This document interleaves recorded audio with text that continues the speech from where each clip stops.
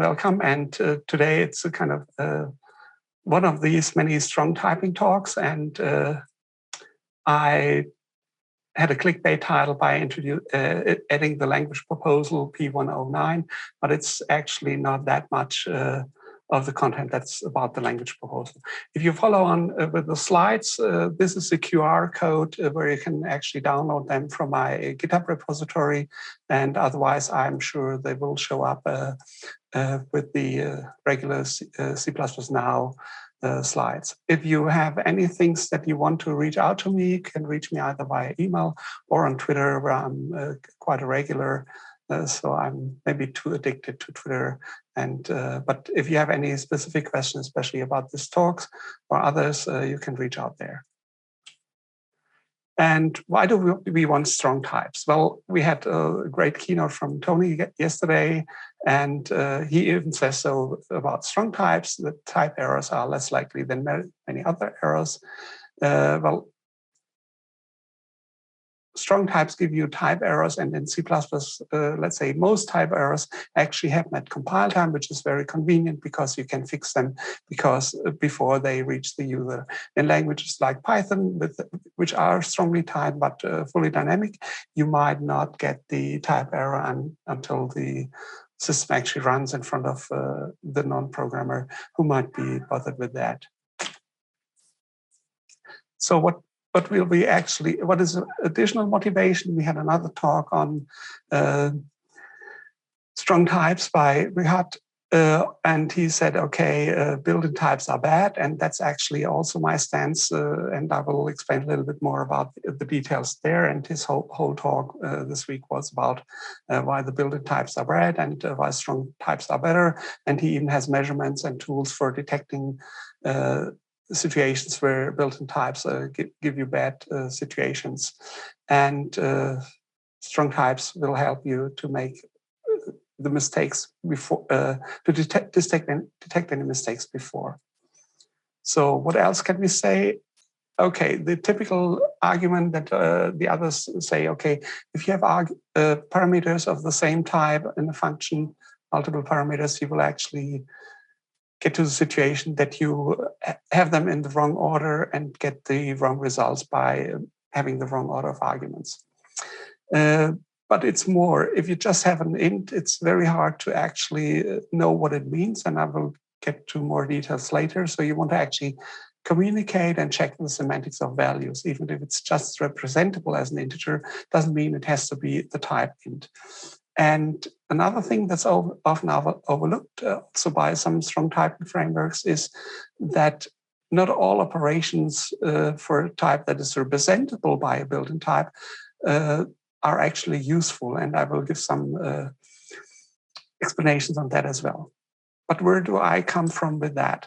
So the order of arguments system, that's kind of a running example I have. If you want to calculate the consumption by actually looking how much gas you had to put in the car and how many kilometers you have been driven, and you ask people, please excuse me that I don't have miles per gallon here in my example. So you would actually, the typical European view is you divide the liters by the kilometers driven by 100. So over 100, so you will actually get the consumption. And if you have many of my cars had kind of 8 liters per 100 kilometers since the beginning, they just got stronger and more powerful and faster. But the consumption was almost in some kind of that range. And it's also very convenient and easy to calculate. But the question is, having doubles, I can easily switch around, and writing my test case, I might even flip them around and don't know which one is actually the correct one of these two assertions. And that's really, really a problem. But that's only one of the problems where strong types are helpful. And we had yesterday, the keynote by Tony talked about OOP should be actually value-oriented programs, so we all want VOP. But I want to take you back to the 90s when we still had OOP and patterns were nascent, and just the discovery of design patterns and the writing down of design patterns was important. The problem is many people only know the 23 design patterns from the book with that title, but there are plenty more design patterns around about good design, good architecture.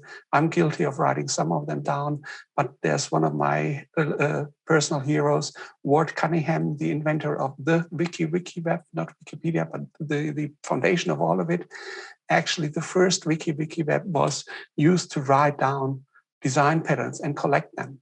And one of the patterns he actually authored is the so-called whole value pattern. And it comes from the time when object-oriented languages were the best thing since sliced bread. So the focus in the original pattern description is about, okay, what do you do with all your objects and classes? And the essence boils down, okay, you can use built-in types like bits, strings, and numbers, but they can be used to represent almost anything. And if you have a single value or a single object of that type, it means almost nothing. What can we do about that?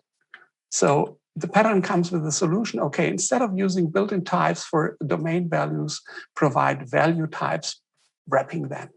And those value wrappers might be inefficient in some languages, but in C++ we have the splendid feature that value-oriented programming is actually the first-class citizen, and values is what makes the languages. And we can define our own value types without any degradation of the runtime or the semantics available to existing built-in types. Now, how do we do that? What is the actual implementation on implementing the whole value pattern in C++? So if you have domain-specific types that are values and where you would use built-in or simple types like string or int, define corresponding value types and use these as parameters. And this talk about how you actually do that in C++ and what help you can get. But there's another thing. The second thing, you provide only the useful operations and functions that on these value types. Not everything that's possible for the underlying type, but only those operations that are actually useful and relevant. You might even just have them as function parameter types if you just want to solve the order of argument and semantics communication part. You will want to have some formatters for output to actually be able to present those values to the user, or even if it's just for presenting them in a test case where the test case failed because you made a mistake or because you're just developing the code. And sometimes you might actually have parsers for input as well, if you have to read them from the user and have to figure out what the meaning actually is. And the last thing not to forget about, if you have a domain type for a specific value, then don't use any of the built-in types for representing the same value type.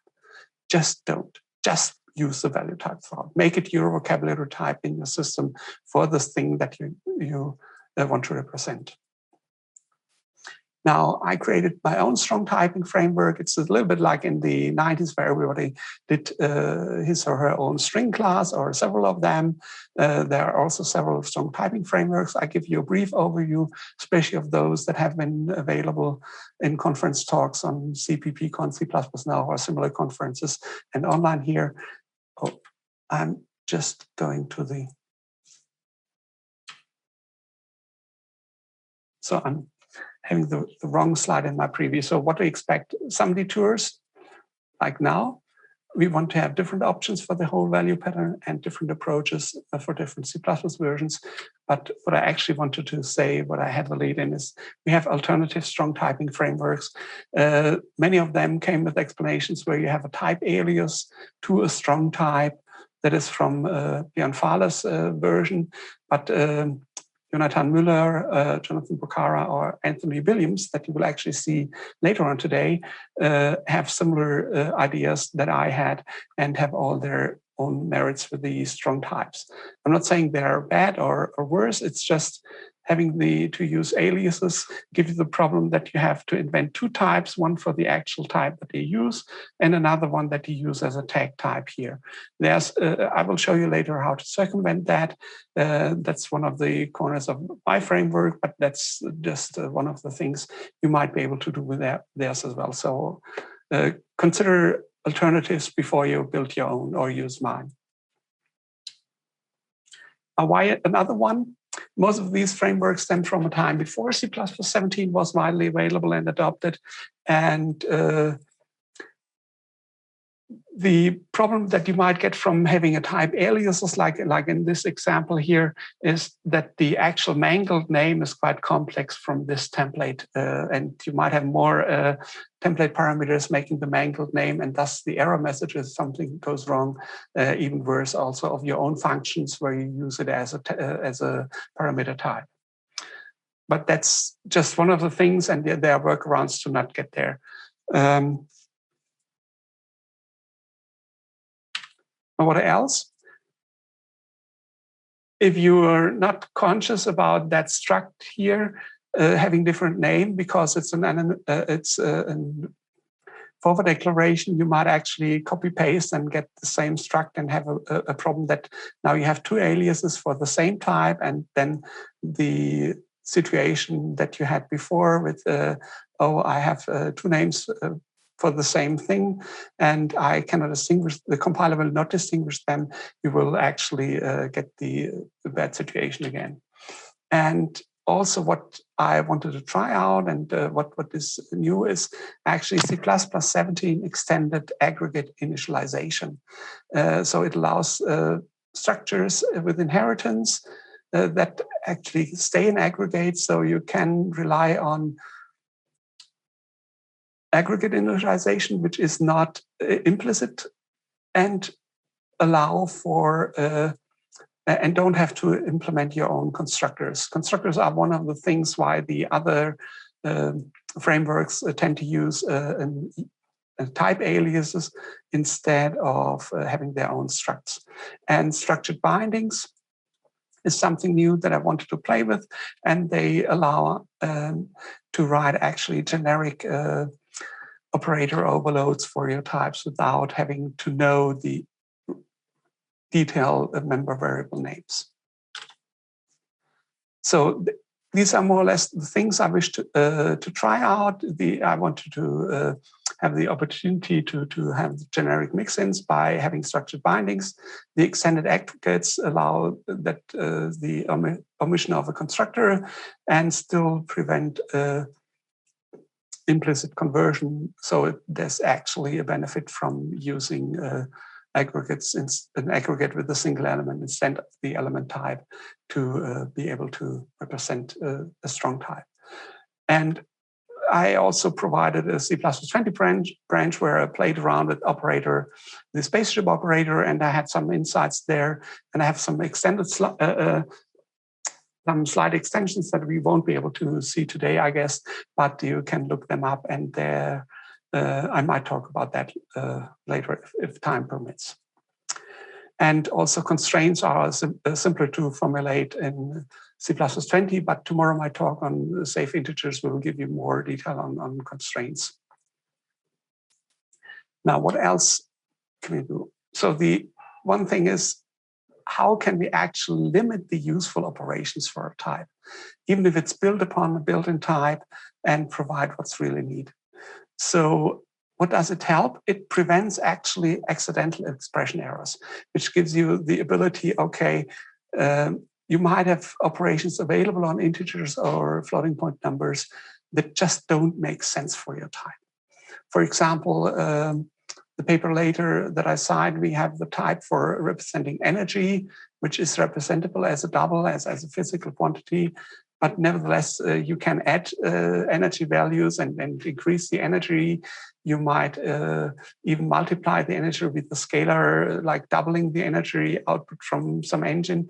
But on the other hand, multiplying to energy values is not really useful. It definitely will not give you a result of type energy, and it's really not what you want to.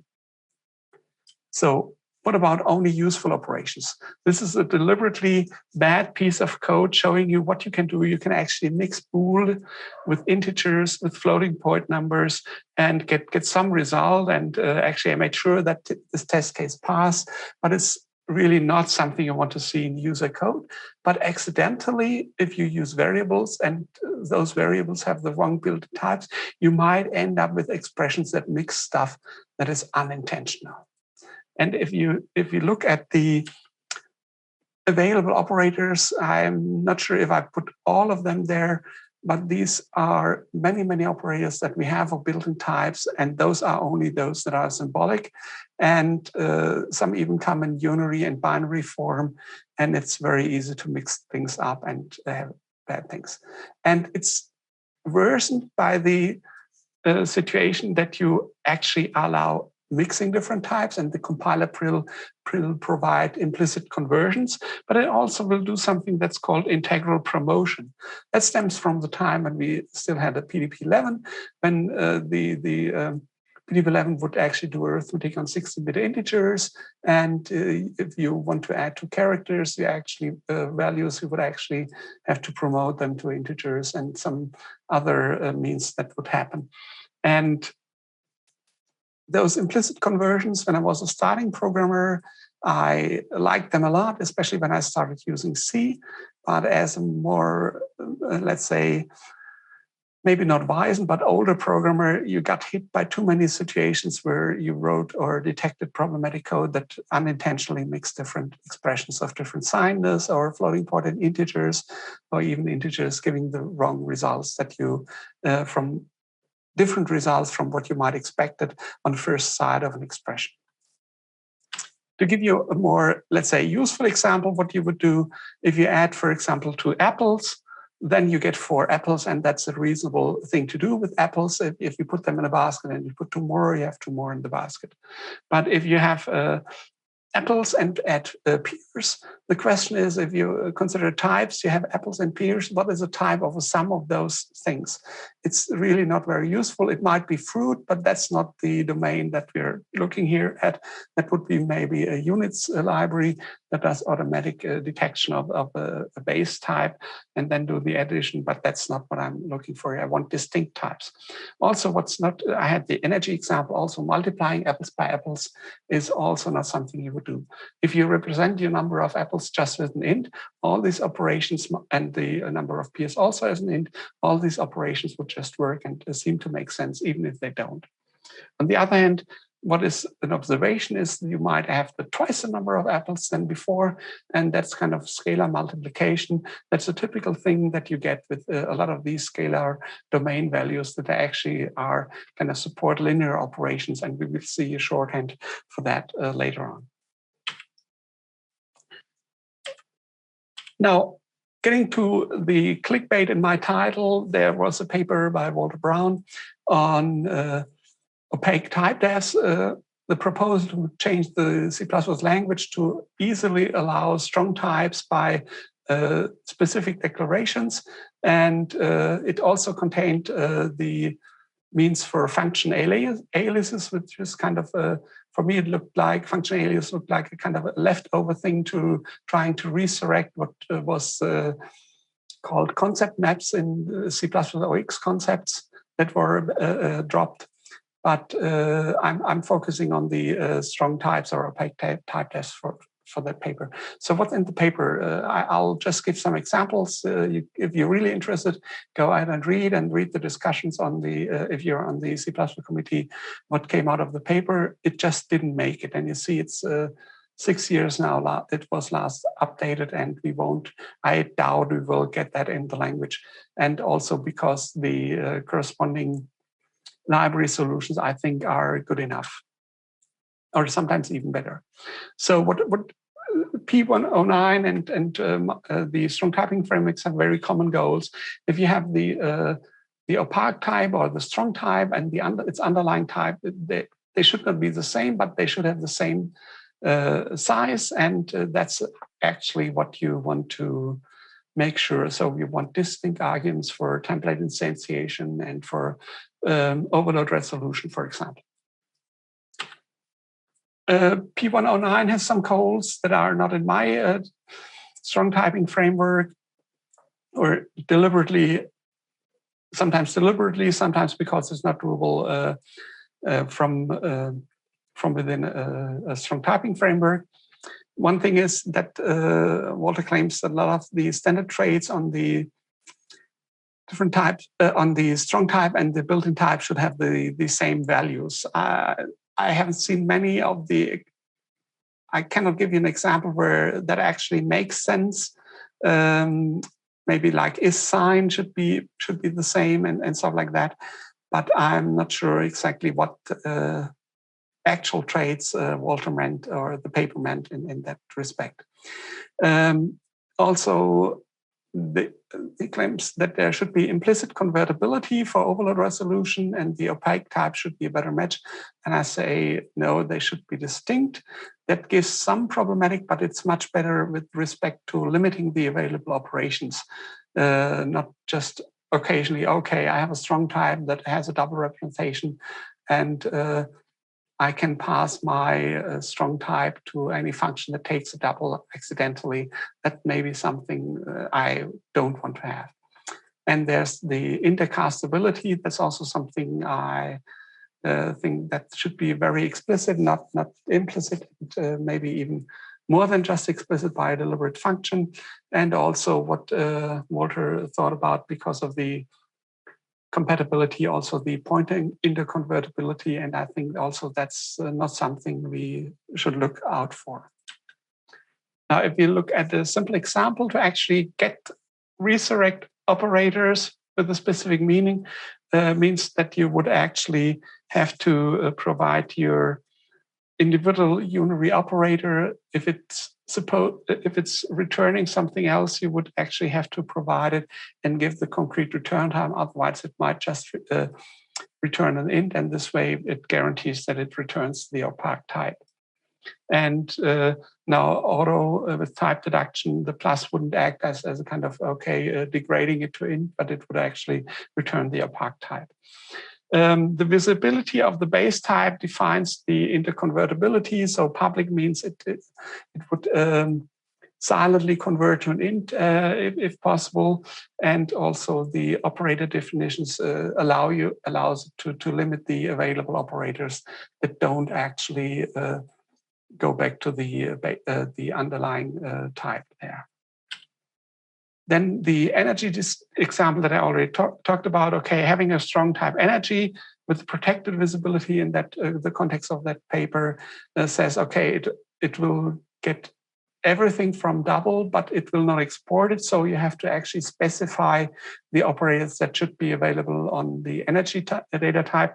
So you have to actually specify them, but you can default them, but you also can make sure that the specific version is actually deleted, so it wouldn't, the multiplication wouldn't take one argument as double that is actually an energy, and that way you can actually have scalar multiplication with energy, but not the multiplication of energy with an energy.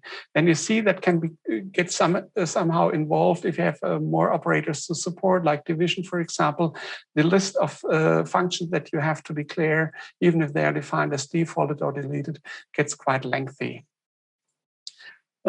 On the other hand, it allows you to do some kind of useful operations. You can add energies, you can multiply them with a scalar, but you cannot actually square an energy. So it's a type with the linear operations.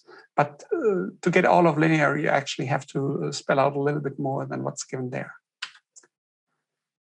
And what Walter provides actually that these strong types can be actually recursive. So you can actually kind of inherit from an existing strong type by making the new type distinct, but still compatible with it. So we can have thermal and kinetic energy and can take both as energies and on the other hand, but we cannot specialize without an explicit cast and arbitrary energy to become thermal or kinetic. So the energy conversion has to be explicit, and the operators that are allowed for energy are also allowed for kinetic, and you can even get the mixed operators by returning and get the underlying trampoline that is used. I'm not sure if that's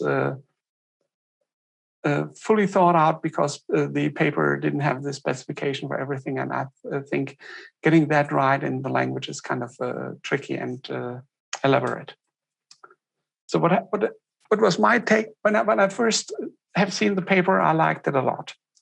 And there it wasn't actually really zero. There have been earlier papers, at least 2 of them, that have been discussed, and feedback was incorporated. And the thing that made me a little bit nervous was that you have to provide all the trampoline functions, or you get everything of the underlying type. So limiting, and there, I didn't see a means to actually have kind of abstraction and say, okay, I want this type that is a double, but it only supports linear operations and not something else, or that is an integer and only supports, or an unsigned integer only supports bitwise operations and nothing else. And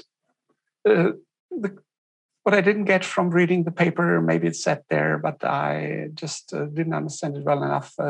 If you get all operations, if you don't say anything, and the trampoline functions for all available operators are just there. It wasn't heavily appreciated by, so it didn't get voted in and didn't get pushed forward. And we also had more pressing matters at the time, fixing C++ 11, 14, and 17. And maybe for such a, let's say, an involved change that changed fundamental things of the language might be a little bit hard to get there, especially if there are other means to get, let's say, similar results. And also the impact on existing, let's say, on how to change existing code might be hard to judge. And as I said, the function aliases look to me like something that came from the original idea of concept maps. If you don't know what concept maps are, don't bother. You don't want to learn it right now. We don't get them. And maybe I speculate there too much when I say about named blunt objects. So that's all on the clickbait title of P0109. Let's look for the library solutions to that problem. And now, what is the very simplest and maybe even simplistic strong typing that you can actually use? And that's even something that you are able to use in C. And the thing is struct. Just have a single element struct makes its type distinct from the member variable type that you might just wrap. And that's already a precious thing to be able to do. And for example, in my example with liter gas and the distance driven, you will actually get that you can actually spell out consumption and be sure that the arguments have the correct type. And then you can access the members and return whatever the consumption is. And this helps you by not accidentally flipping over the arguments, or even better, you might have 2 overloads with the flipped arguments, so you never call it wrong. It will always be detectable. And having these 2 arguments, these 2 overloads can actually be a helpful thing, which we might see later. So why is it helpful? Because if the solution is not perfect, because we have aggregate initialization, just using a pair of curly braces with a number in it will actually initialize either of these structs. So if you don't have consumption overloaded, you will be actually calculate the consumption of 500 liters over 40 kilometers. That might be a battle tank that has this much thing, but or maybe an ocean liner, but not what you would actually expect from a decent car. So you can still call it wrongly, but having an overload that actually has the flip argument, flip parameter types will get you here in an ambiguity, and that will actually help solving that ambiguity. But that's only reasonable if you do this very, very simple strong typing and you run into that problem. Now, what will happen if we expect that consumption should not return a double, but an actual type for representing the consumption, liter per 100 kilometer, and then we can actually provide that. And if it's also just a struct, we can actually use the brace initialization in the return, and then we will get the liter per 100 kilometer, and we actually need the braces and might maybe spell out the type. But we don't have to spell out the type because already on the return type specification here. Now, the problem is when we put that into our test case naively, and now the test framework will actually try to compare the value of that struct with the value of that struct, and without any support of the language, and we didn't get implicit comparison, it's only opt-in, you're missing the equality comparison operator for that liter per 100 kilometers. Now, what can we do about it? Well, we can implement it. So since we now test only our liter per 100 kilometers, we provide an implementation of our equality operator, which is quite straightforward. And in C++20, it can be even be defaulted. But nevertheless, we have to spell out the signature and some things. And for equality to be symmetric, we also want inequality. And that's the way how to do it correctly. And it's so our simplistic strong types is actually too simple to be able to write less code. You have to provide more code to make it work correctly. Now we will see soon how to get that better. Now the other thing, if you have a failing test case, we better want to output the actual numbers to be able to see where the test case failed. So we also provide an output operator. And that means for each of our strong types, we have to overload the output operator and make sure that the value is output. We might even add some decoration to distinguish the liters from kilometers from liters per 100 kilometers. And that is tedious, but workable, and you might want to put them all in a namespace with the strong types, or each of them with the namespace with a strong type, so they won't be considered everywhere output is there, and implicit conversion might happen. Now, the thing is, we want to eliminate duplication, and there are several paths forward. So let's look how to make them drier, our strong types, to make the duplication, get less duplication. So dry stands for don't repeat yourself. If you don't know what dry is, learn about dry and apply it in your code. One option that we can easily see from the three identical implementations of our output operator, we can just make it a template and output it there. If you spell it like that and make it even visible in the global namespace, that's a bad idea, because it will cause slowdown of every compile of the output operator, because it will figure out which one is a better match, and it will always participate in the shift operator with no string, which is kind of a pity. So for our strong types, we put them in a separate namespace. This output operator should go in that namespace, and then it's only picked up by, with the ADL from that namespace when one of the types is actually a strong type from the namespace.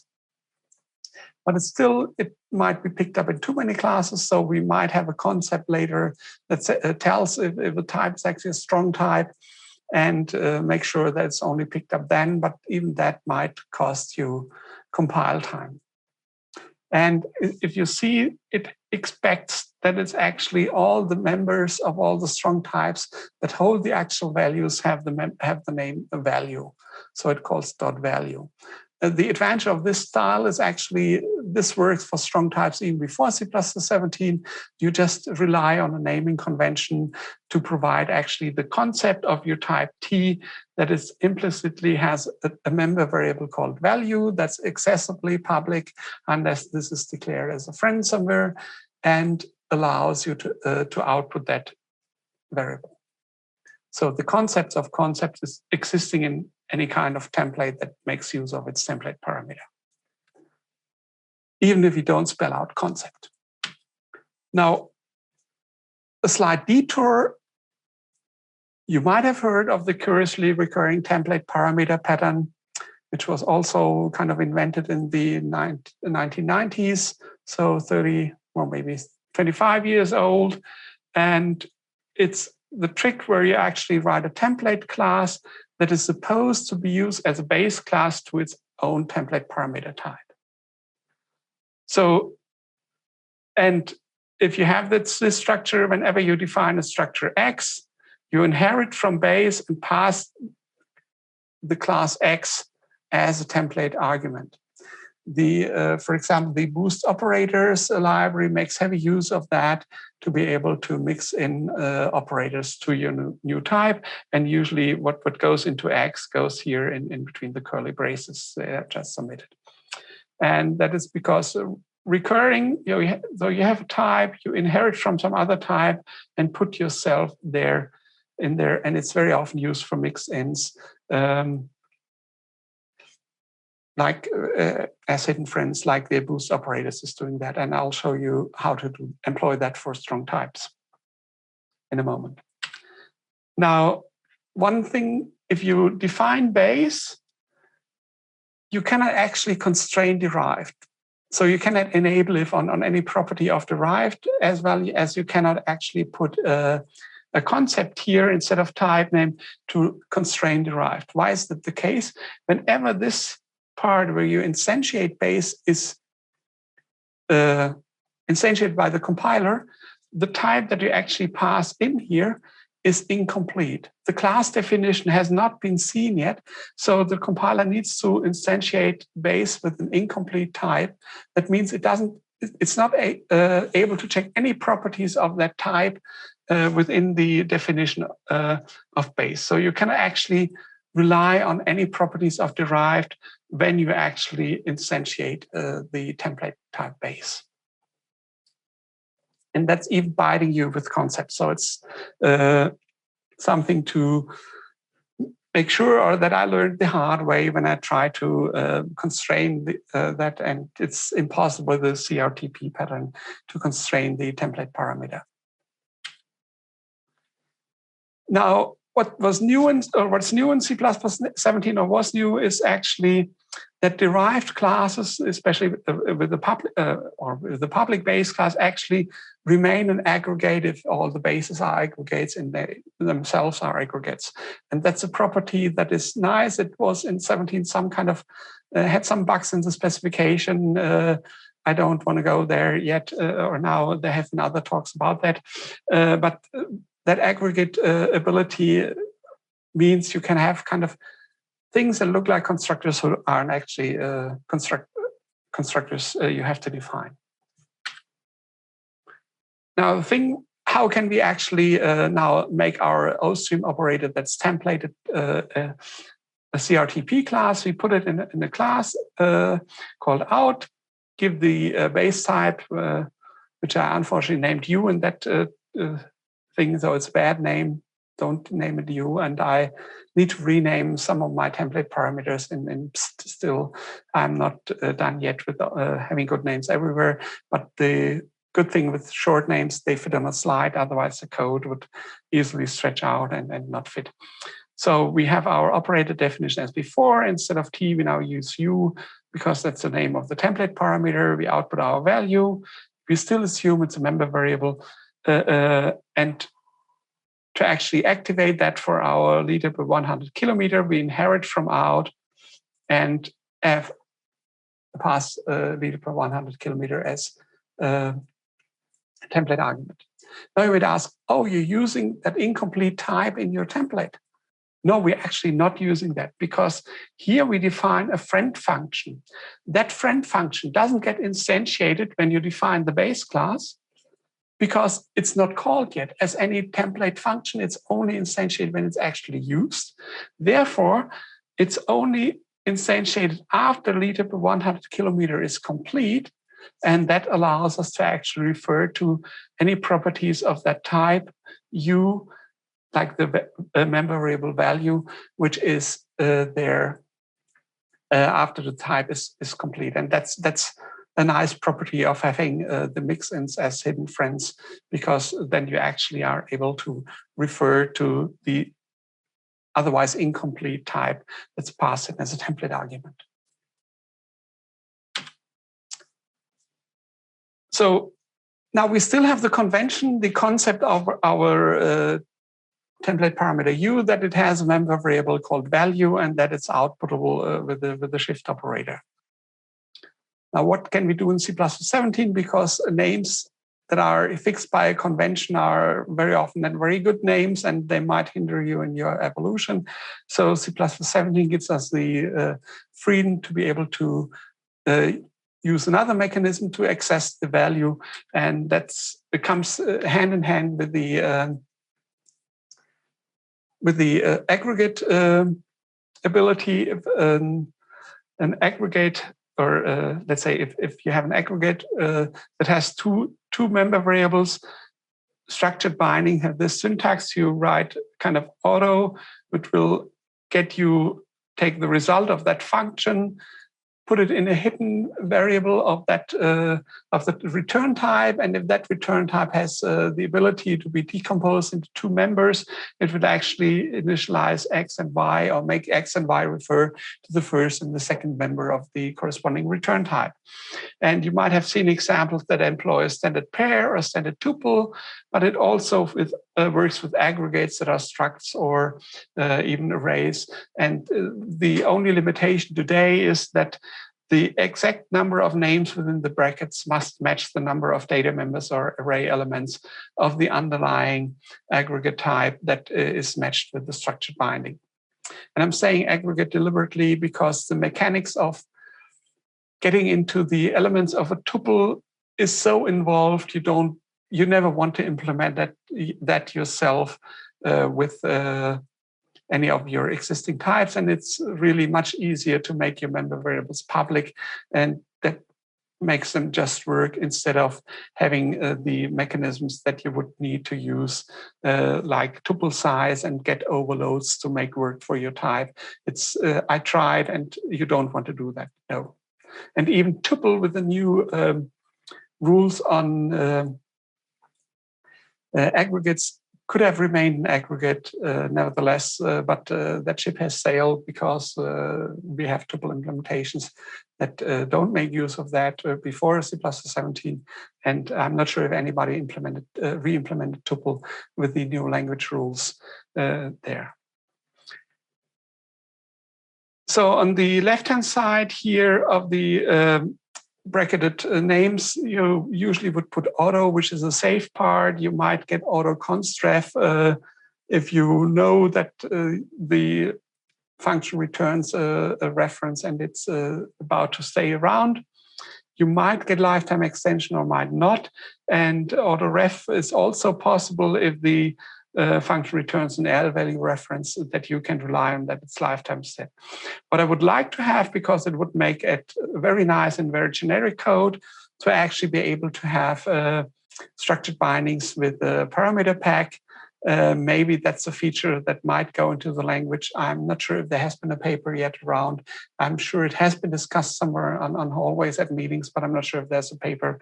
And if this video is put up on YouTube, maybe someone can put up a corresponding paper number then if that's proposed already.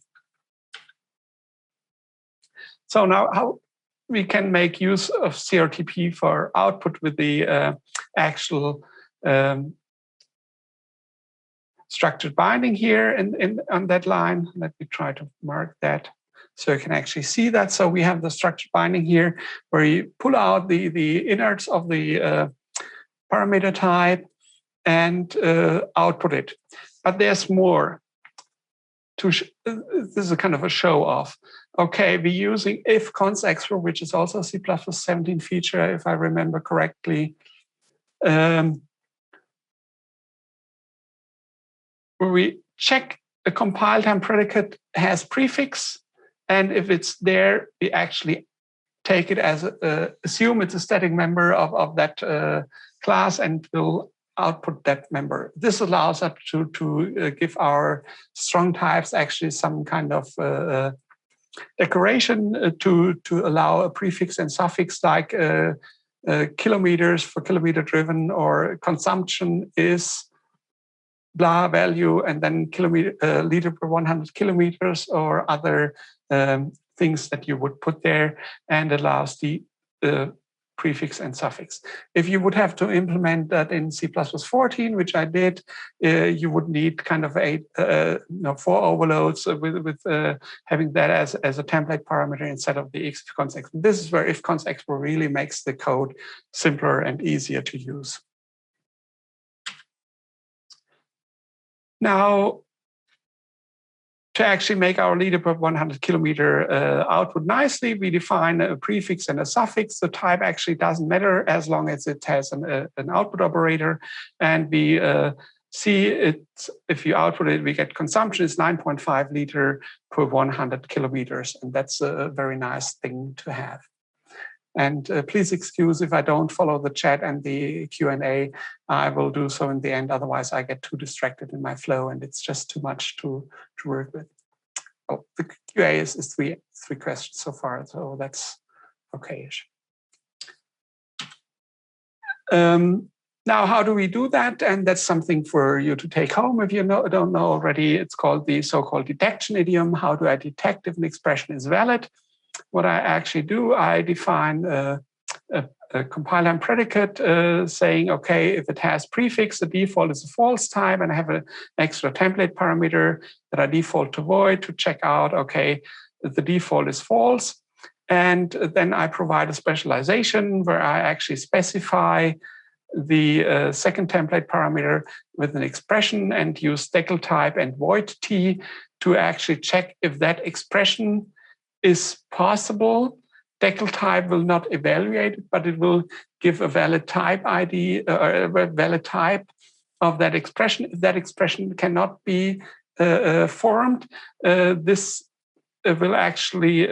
specialization will actually be dropped from the possible specialization. It wouldn't fit, but if it works, it will be a better match than the default, and therefore it will return true.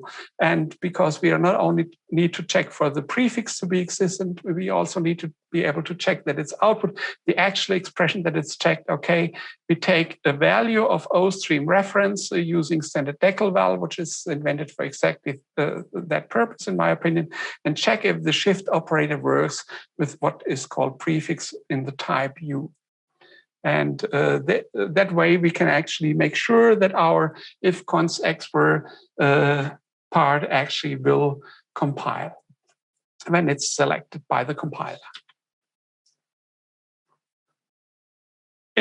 With concepts, we can actually use the requires expression, and this one just uses the simpler term because I was too lazy to write out the O-stream ref thing, which you would have been able to introduce here and put the expression here as a valid expression. So we have the ability with the concept to have the same thing in much shorter means, and that's one of the benefits of being able to spell out concepts. There are a few things that you can do with concepts are not possible with the detection idiom and other means of substitution. Failure is not an error, the mechanisms, but most of them are readily available, just with much more elaborate code than before. Now, so much for limiting the hidden friend member functions in our CRTP classes. Now, how does it form with all the other useful operators? We might actually want to have not only the equality comparison and the output operator. Let's look how we get there. Now, you see all this comparison, that's the reminder of what we have seen. It looks very similar to all, especially if we rely on structured binding by the implementation that's doable. The equality comparison, those who do numerics will know, okay, that's cheating with doubles. And yes, that's cheating just for the slides.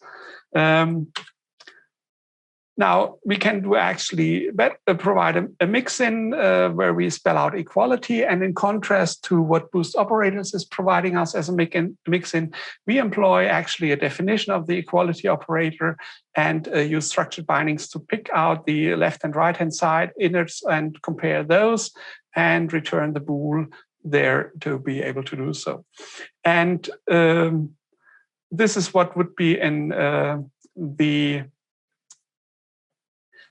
Boost Operators equality base class that you inherit from. So it's very similar to what you get there.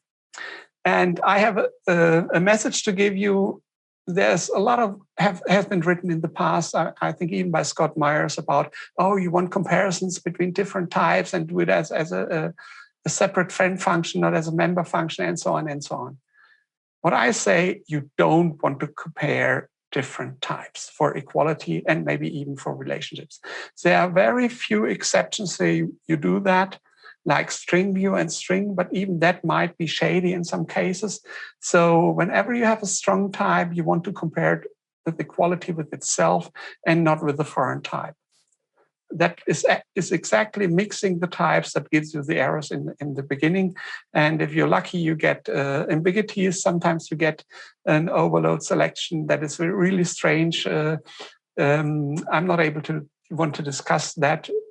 If you want to have equality, just do it like that. And whenever you want to have equality between different types, sit back, go into a corner, think very hard, and write a 20-page document why it's reasonable here, or maybe a one-page document in fine print, handwritten, why it's reasonable to have that comparison between different types here. And if you can't, don't do it. Love the type system. Don't cheat it. Now, we can also do the same for our relational operators, very similar. And like boost operators, I just rely on less than between two of these values and map all the other relations on that, assuming that the less than has the corresponding properties. One might think of, oh, yeah, why with C++ 20, why can't we just write a spaceship here and default it? And the spaceship operator would be a friend, but it would be, to default it, it cannot be a friend. So it would be written down here as a member. And if we write default, it will be a member of this class.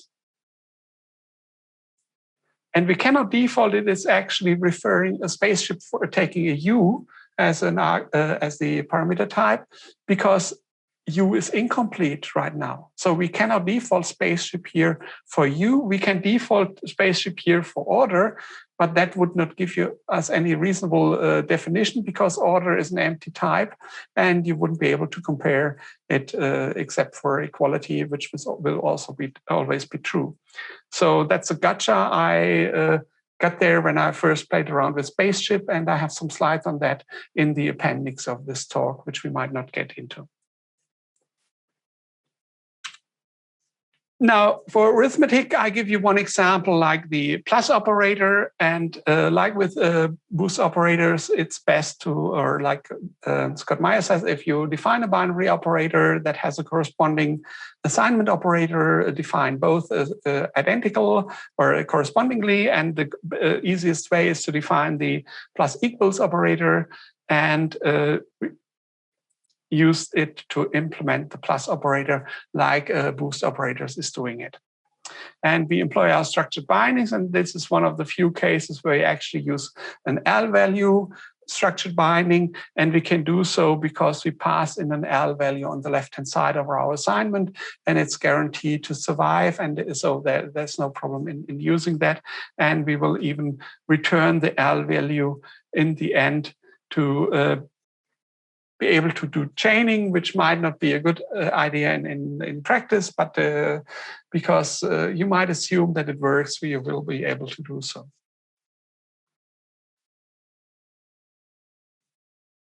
And you can think, okay, that makes sense for addition, maybe for subtraction and some other operations, but not for everything.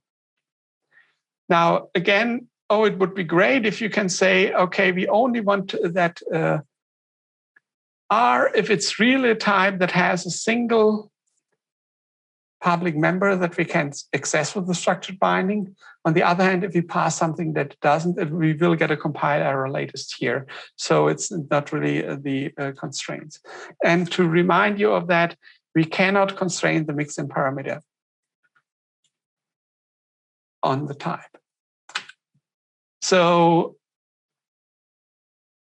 again, the explanation, when instantiated, it's still incomplete. If you use our energy from Walter Brown's paper, and we say add. We want to make energy have the addition operator.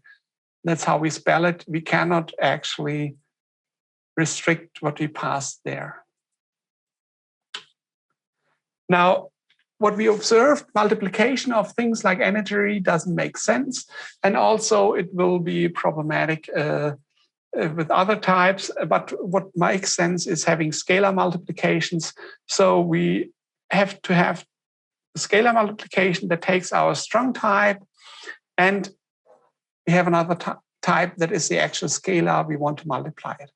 And again, that's a problem. We cannot derive scalar from what's the data member in the strong type because it doesn't work. We cannot access this type when the scalar multiple is actually instantiated because it's still incomplete. So we have to pass it in, and we will see some tricks how to get there to pass in that scalar type without having to derive it. And we actually need that to have some other tricks that we employ later to be able to use it like the others. So what we define is actually multiplication of the strong type with the scalar by multiply equals, and then implement symmetrically the scalar on the left-hand side and the right-hand side to be able to multiply with the scalar and return the corresponding value. That's the result.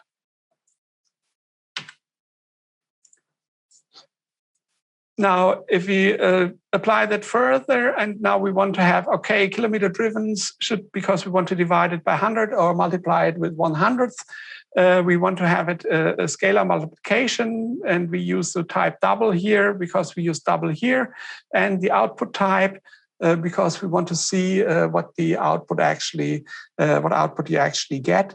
Then you end up, and when you implement multiple bases, what you need if you want to instantiate or create a value of that type, you end up having to specify an initializer in the aggregate initialization for each individual base class.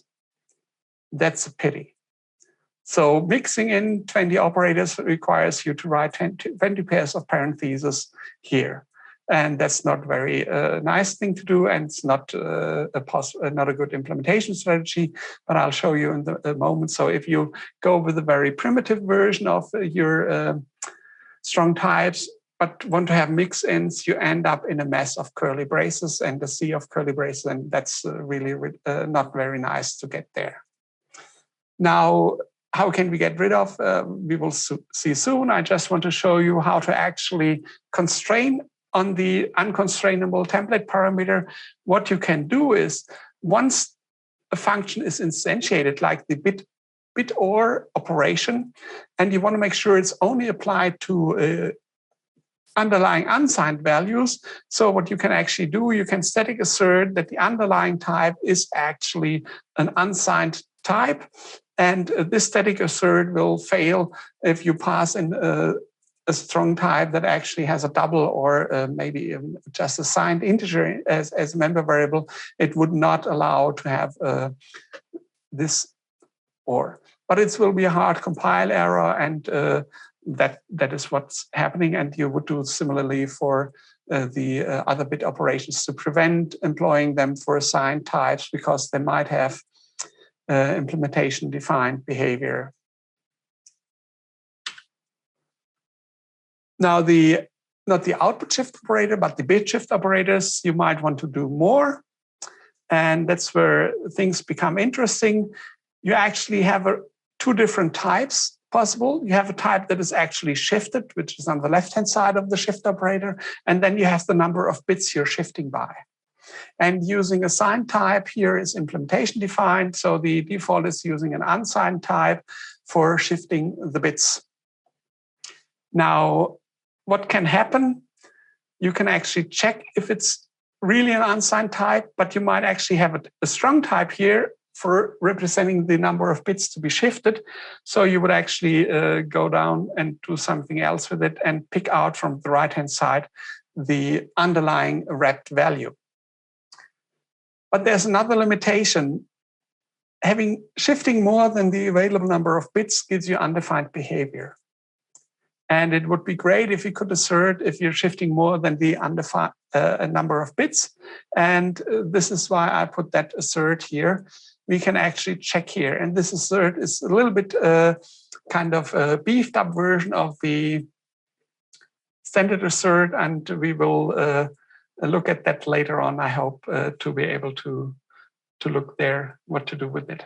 So it's more or less asserting that it's, oh no, we will see tomorrow how to make such an assert that is better. Sorry, I mixed up my two talks. But nevertheless, we assert, and we can define assert to actually throw instead of doing something strange. And that's also because why this is not no except. In the actual implementation, it has a conditional no except, but we don't want to go there. Now I lost my focus. So how to get rid of these sea of curly braces and to make them actually work? There are several problems several problems we want to solve. One is actually that multiple operations require multiple bases, and that requires repeating the CRTP argument, and repetition is not very dry, and also it requires more curly braces. So that's something to get rid of, and we'll see in a moment. A second problem that the initialization, which is also needs more curly braces, and we want to get rid of, and trailing curly braces, so we have more stuff that, towards the ends can be elided, so the compiler will fill them up with default empty curly braces, but not for the leading base classes.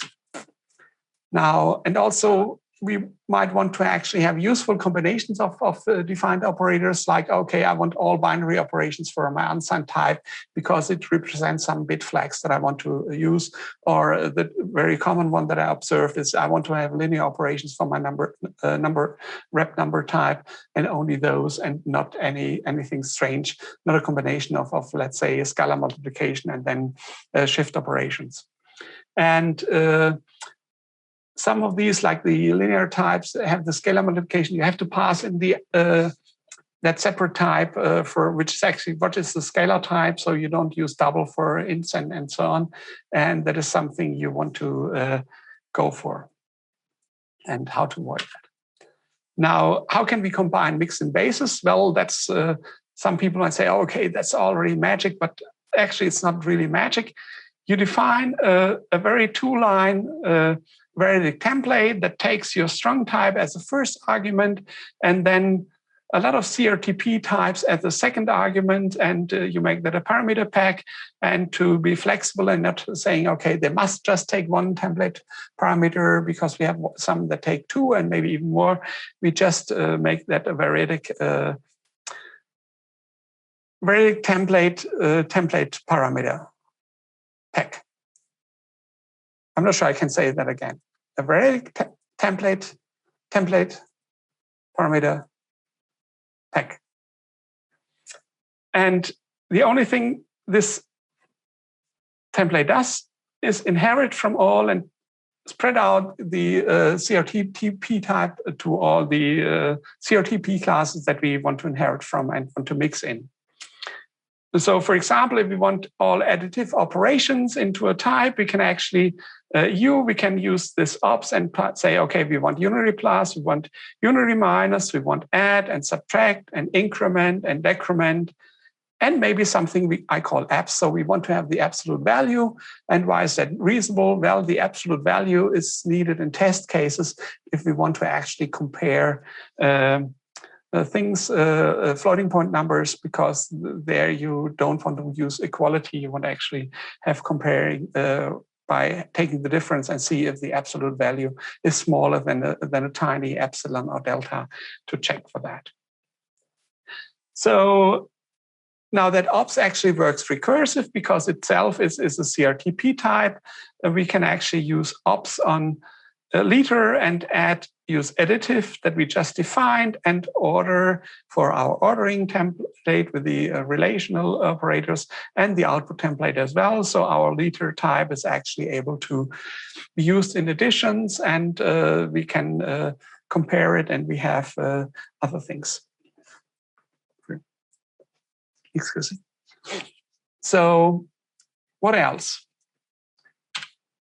Now, how can we get rid of these curly braces? One option that we might have to use for the other strong typing frameworks as well have to have an explicit constructor in our derived class where we initialize our data member, and that's it. It doesn't get any invariance. It's just for initialization and make sure it's not applied implicitly somewhere else. And this requires us to later on actually we can still use the curly braces because it will, well, no, because we have a constructor, we have, and the constructor is explicit, we have to spell out the type here in the return statement when we use curly braces because there's no implicit conversion, so the curly braces will not implicitly be applied. That's a benefit of relying on aggregates, where the curly braces on the return type just do the right thing. Alternatively, we can actually structure the aggregate so that the very, very first base class holds the actual value. So all the other types that get into the inheritance hierarchy are just trailing, and the trailing empty braces can be elided. So putting everything in the very first type. So we can actually define a holder that has our value type and takes the pretended strong type as a tag type and put everything there, and it makes sure that it doesn't hold references because those are evil, and make sure it's just an object type that we get there, so it has value semantics and we can copy it around, or at least it's not an incomplete type, for example. This is more or less the check that you don't mix the tag and the value type accidentally. Now, to spell out now our leader gas, we can actually say, okay, we inherit from holder, and then we have all these ops for leader gas that we want to have. So that way we have an aggregate type and have the ability to have an empty structure definition here. The only bad thing, we have still the repetition of leader gas twice, and we want to get rid of that as well. So what we do is just another level of indirection. What we are implementing, we have the holder type as the first one, and we define our structures. Our strong type that we inherit from by being, again, taking the value type, the tag type, and then like our ops template, getting all these CRTP mix-in operator types as a very template parameter pack. No, I'm getting better at that, and pass it to our ops very template and distribute it over the tag type or over our strong type as well. And now our leader gas actually says, I'm a strong type that wraps a double. I pass myself once to mark, give all the others the indication that I'm the strong type that I want to actually define, and I'm done. And this is as simple as it gets. And with the ability to have, let's say, combinations like additive, we can make it even sometimes a little bit simpler. Like we have, instead of strong, a base type called linear. And we might see that in a minute. I'm more or less running out of time, so I'm rushing it a little bit more now with my explanations. And I'll skip that because that's not really very useful to say so. And there's one thing I try to figure out, okay, is it something aggregate? And I will skip that as well because it's kind of over-engineered anyway. One thing I like to show you, okay, we have seen that kind of apps. I want actually to have the standard apps and use it as in a wrapped way in addition to my strong type. This is where this goes beyond the P0109, where P0109 tried a different approach by making all the strong types compatible with their underlying type. And this way, this is kind of, okay, generate the trampoline for mathematical function. And we, again, pick our innards and use standard apps and then use apps and return it. And the result is actually wrapped again in our strong type. And I omitted the magic for that red val, and I think that's over-engineered. I might actually remove that from the framework and just write U and curly braces here. And there are some mathematical functions where it may actually sense to have such wrappers to stay in the domain of the strong type, like the absolute value, or maybe some kind of rounding things like ceiling, floor, and truncation. And these are really good things to have, especially if the strong type wraps a double value. There are others where the resulting function result type should remain a double because you actually leave the domain of the strong type by them. And to get that, what you actually do, you have to rely on macros to generate all these wrappers, and you can actually create this make unary function by having these function. And for apps, you can actually make the unary math function that wraps apps, and you can do that for floor, seal, and the others as well. And for those who actually want to just return the double value of the function, you can actually make unary math functions plain, where you return the double. And for example, the square root or cubic root, you can actually put that into this root plain thing. And I think that's also over-engineered, because you should have actually two different types and combine those types with the ops template here. So that's where I learned how to make a better design while presenting the bad design. Now, scalar multiplication is kind of tricky. And for example, we only want to have the modulo operation when the underlying type is actually an unsigned integer, and we don't want to have that for double because it's not defined. And that's kind of a sucker to get right. So we have an empty type that is, if it's not an unsigned type, and if it's an unsigned type, we actually provide the implementation. And that's incomplete, but you can guess it's going on more. And using sphenae to select that from the scalar multiplication, use it as scalar multiplication as a base class. Now, the scalar multiplication, we actually have to pass in the type name. We cannot derive it from R, and we inherit from scalar modulo, and pass is integral, and the scalar is actually not a Boolean, which would be integral as well, to actually make sure it just works. And we get modulus operator if it's integral and not Boolean, but we don't get it if it's a floating point number or bool. Now, the rest is what we actually have seen already for plus. And now the thing is, we somehow have to pass in the scalar into the scalar multiplication. And we actually would like to have these unary mix-in types where the scalar is the second template argument is actually bound. And that's possible by providing again, a template metaprogramming trick that I don't want to explain right now in detail. It's part of self-study material. And the easier thing is what you actually then use is an alias linear that is a strong type where you define the base type and reuse the base type in the scalar multiplication. And because it's not possible to have template aliases that actually have template members that refer to again another temp. You only have one level of templatishness in template aliases.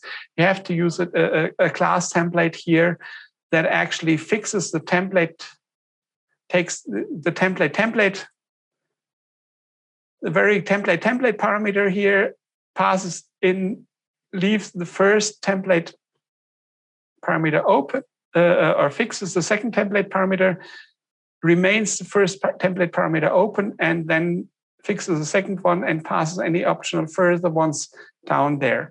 And that's really a tricky part, and you have to actually use the keyword template and apply here to actually get what you want. The scalar multiplication with the base type, that is with the scalar type that has a single template parameter that is then used to become the tag type later on. I got a knot in my tongue on that. So if you don't get it, don't bother, read the code or just use it. So we log strong template. Template aliases, I said already all of that, and that's how you get there. Now, how to get there in a simple way, and that's more or less everything you want to do. This is the very simplistic one without any operations. This is the one with the strong operations and some magic for the output. And this is the one where you actually have a constructor and just rely on the operations if you don't want that holder because you maybe have other means to want to do with your double. It still has to be public member, otherwise the trick with the structured bindings won't work. And those are the options you want to deal with. And I suggest you just live with strong or linear and work with it. Now, if you look for older versions of C++ and want to support that, there's a C++ version that I have in a separate branch that relies on the member name convention in the mix-in templates instead of like boost operators where you actually have to implement an operator yourself for your class. C++ 17 relies on the public member with structured bindings and having the initial base class of the member to avoid the braces. And there's a C++ 20 branch that employs in some areas a concept for instead of the CNA stuff and some means of getting the operator, spaceship operator, but that's not there, not that convenient. I talked a lot about potential of having the typical linear operations, and because one of my pet peeves, I want to give you a little bit more on that. Talk about linear spaces. I'm not a math expert, and I even got it wrong in previous talks. So you might have learned what a vector space is if you studied maths, and if you don't bother. But what comes often is that systems use the same type to model either a displacement, which is a vector, or a position, which would be a point. And in math terminology, this would be the vector space that gives you kind of coordinates, and the affine space where the coordinates are bound to a specific origin, so that you can actually, let's say, you can have different affine spaces with the same vector space with different origins, and then have they just define kind of a transformation between them. And an example in the standard library where we have things that represent a displacement, a difference is difference types or pointative t. And then we have things that have where the starting position at 0 is definitive. And then the value actually gives you a size or a size type. And that's those come together. For example, if you subtract two size types values, what actually should be the result is the difference and not another size type. Unfortunately, size t and size type are defined in the standard library to be unsigned integers. And if you make a subtraction for the unsigned integers, you don't get a signed type, but an unsigned type. And the problem, some people try to solve it by make things like size types assigned integers, but that's not the solution. It's still mixing these two domains, the vector space and the affine space.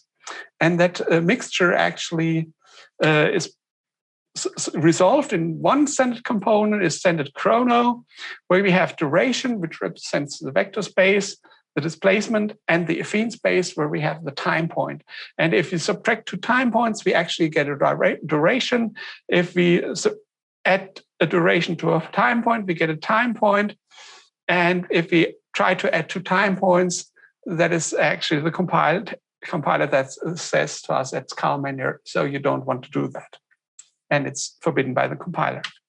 And this distinction of vector space and affine space, or difference type and size type, is even prominent in some standard library implementations.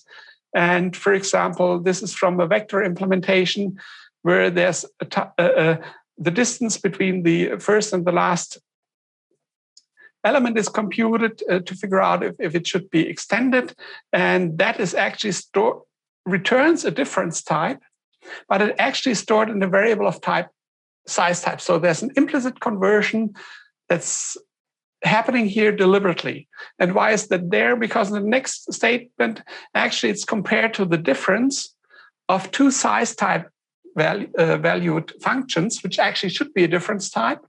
But because they are unsigned integers, the result is an unsigned integer. And if you compare an unsigned integer with a signed integer, the compiler will issue a warning. So instead of using the actual distance, the vendor cheated by doing a implicit static cast here and now compares the unsigned values. You know from the structure that this will always be positive, so that's not a big problem, but it's just to silence the compiler uses the wrong type for the result here. So if you refactor that by inlining send a distance call, you will get a compiler warning. And the compiler warning is not because distance is wrong, but because the definition of this minus sign for these types of capacity and size is wrong. And because it's built in, we cannot change it.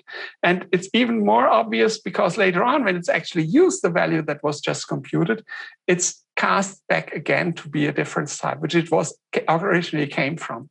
So maybe a better solution would have been to actually static cast the value here to an unsigned integer to silence the compiler, or even static cast this part to difference type because that's actually what you're getting there. And you can even have affine spaces that are related. And I don't want to. And if you know about temperature in Kelvin and Celsius, you know that they have the same vector space. If it's 20 degrees hotter in both cases, it means the same. They just have different origins. And that's what this example is trying to show you.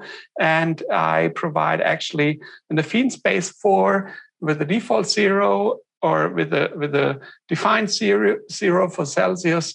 So you can actually have a linear type and have a that is degrees, so a vector space, and you can have a 1D placement affine space for that vector space with an origin and get the corresponding useful operations like time point does get with duration. And we can write test case for that. So if we have a spring temperature of 15 degrees Celsius, which today, if I look out of the windows behind my screen, it's colder outside today here locally. And if it gets 20 degrees warmer, it really gets hot, the summertime of 25 Celsius.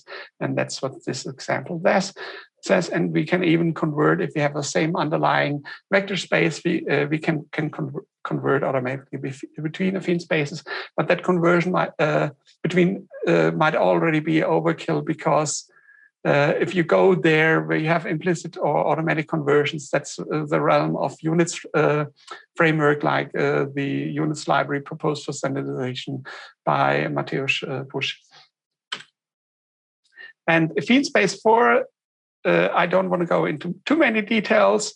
It gets some additional operations for our type, and it defines its own addition operation. So if you add a point and the vector space, you get a point. If you add a vector space with a point, you still get a point. If you have, you can subtract. And if you subtract a point from a point, you get the underlying vector space result. So if you add the difference between two sizes would be difference type instead of the size type. That's what you get here from this and nothing else. All the other operations should happen in the vector space and not in the affine space that represents the points.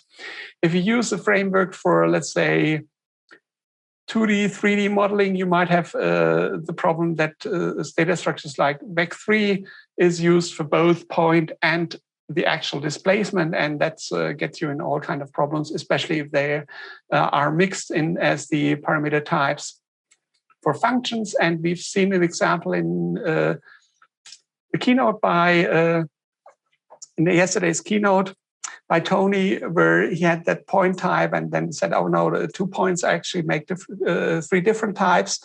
And even that point type in some of these weren't actually points, but the actual displacement would have been better representation for that. But I don't want to go into details right now. I'm sure Tony will figure that out and have an improved version of those slides in the future, or maybe even of his design. And I already said that. And how do you get that great framework by me? Actually, it's available on my GitHub. And if you like it, star it. If you have bug reports, please tell me. There's the main branch contains the C++17 version. There are branches for 20 and 14, which might be out of sync.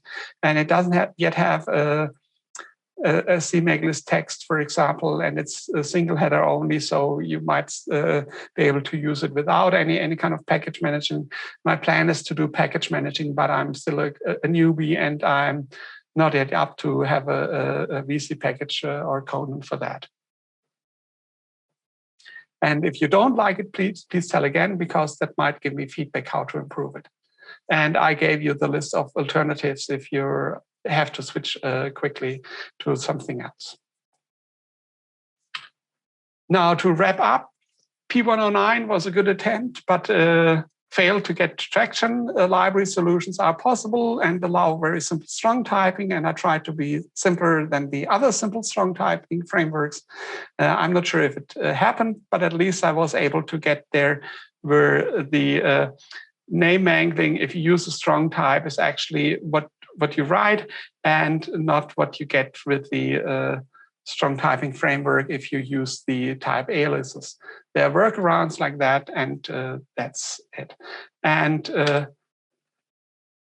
is how you reach out. And now I'll try to read the Q&A and see the answers. So the first question by Alexander was on, can we default the spaceship? And I already answered that, no.